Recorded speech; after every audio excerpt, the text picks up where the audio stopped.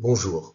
Dans cette brève capsule, nous allons aborder la place essentielle de la mémorisation dans l'apprentissage d'une langue vivante, en lien également avec le rôle fondamental de la trace écrite et du cahier.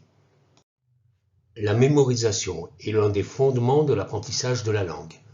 Elle permet aux élèves de s'approprier et de fixer des formes et des structures lexicales, grammaticales, mais aussi phonologiques, sur lesquelles ils pourront s'appuyer pour construire leur autonomie langagière.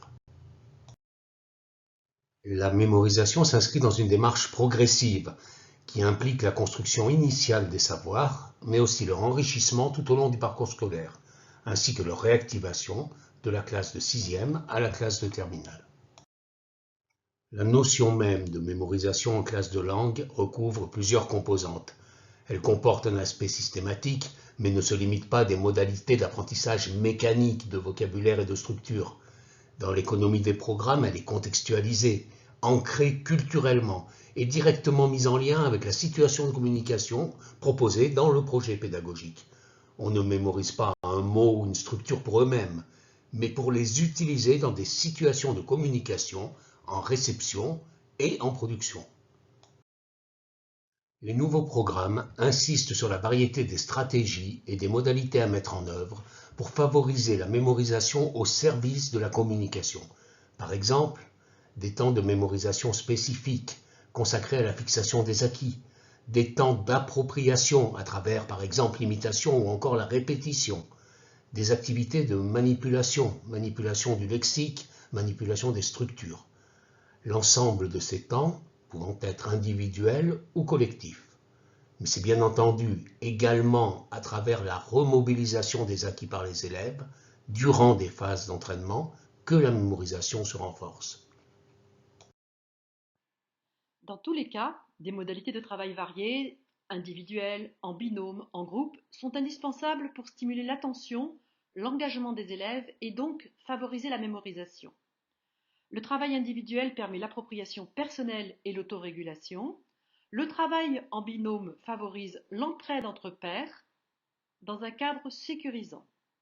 Le travail en groupe nourrit les échanges et s'inscrit dans une dynamique collective.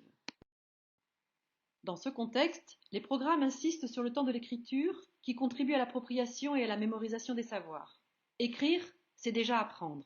Cela permet à l'élève de fixer les connaissances, d'organiser les contenus à sa manière et de se constituer éventuellement un répertoire personnel mobilisable dans des situations de communication. La trace écrite, quant à elle, sous des formes modélisantes et facilement utilisables, permet à l'élève de se remémorer la leçon, de disposer d'un discours correct, tant sur le plan linguistique que culturel, et de préparer ses propres productions.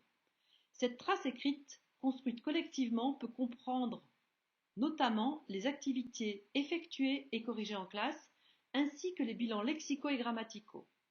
Elle représente un point de référence fiable pour l'élève qui peut s'y appuyer pour réviser, s'exercer, structurer ses productions orales et écrites ou encore développer son autonomie langagière.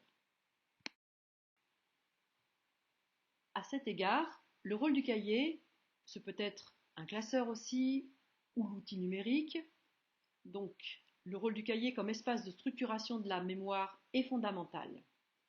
Il ne s'agit pas seulement d'y consigner des notes, mais d'y construire une trace durable, claire et personnalisée qui sert de base pour la réactivation régulière des connaissances. Il ne se limite pas à un simple support, il est défini comme un espace d'appropriation des savoirs, comme une ressource qui accompagne l'élève dans son cheminement vers l'autonomie. Le cahier constitue le lien entre le travail dans la classe et hors la classe. Ce n'est pas un simple support, mais un outil qui participe pleinement à la consolidation des apprentissages.